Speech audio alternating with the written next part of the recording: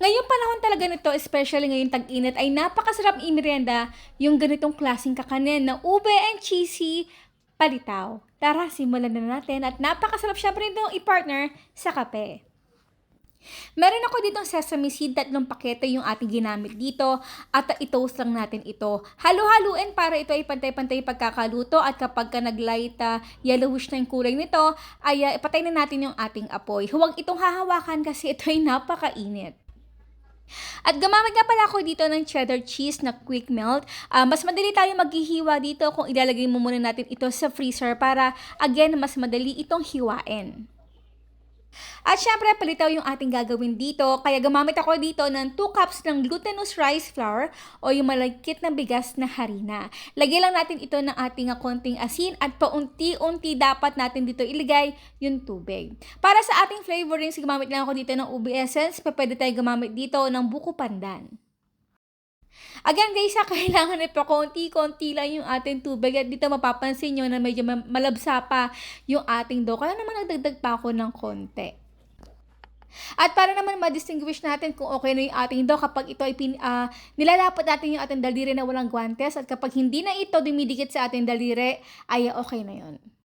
At para syempre pantay-pantay yung ating palitaw balls, ay gumamit ako dito ng 1 tablespoon ng scoop, pero mas pinasobrahan ko ito, kaya in total ay 2 tablespoon. Sa pabilugan lang muna natin ito, nalagay lang ako dito ng konting shape sa pinakagitna para lalagyanan ng ating cheddar cheese. Again, pabilugan natin. At sa mga bawat na lalagyan pala natin ito, katulad ditong aking kahoy na lalagyanan, ay nilalagyan ko ito ng glutinous rice flour din para hindi naman ito madikit. Ayan, di ba napakadali lang. Ito yung eksakto na yung ating 2 cups ng glutinous rice para sa ating merienda. Okay, so bumili nga pala ko dito ng 2 sapal ng nyog. At fresh na fresh yan ha, at talagang hindi ko pa yung napipiga para gawing kakanggata. Pero kung meron pa naman kayo paggagamitin na kakanggata, ipigain nyo na. Okay na naman din yun.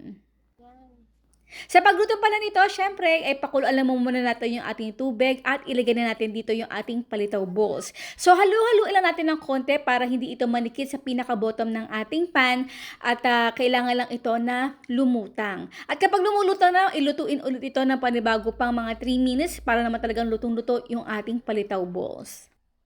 I-strain natin ito at directly na ilagay dito sa ating nyog at pisa-pisain lang natin ito ng konti at tanggalin natin yung pinaka-excess. Ito nga pala yung kulay ng ating palitaw balls kapag hindi pa natin ito naluluto, kaya importante na medyo mapusyaw lang ng lavender ng konti yung ating gagamitin kasi kapag ito ay naluto, mas magiging vibrant pa at mas magiging makulay.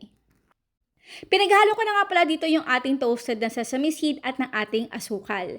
Pwede natin ito ibudbud lang dito sa ating palitaw balls or again, i-coat lang natin ito.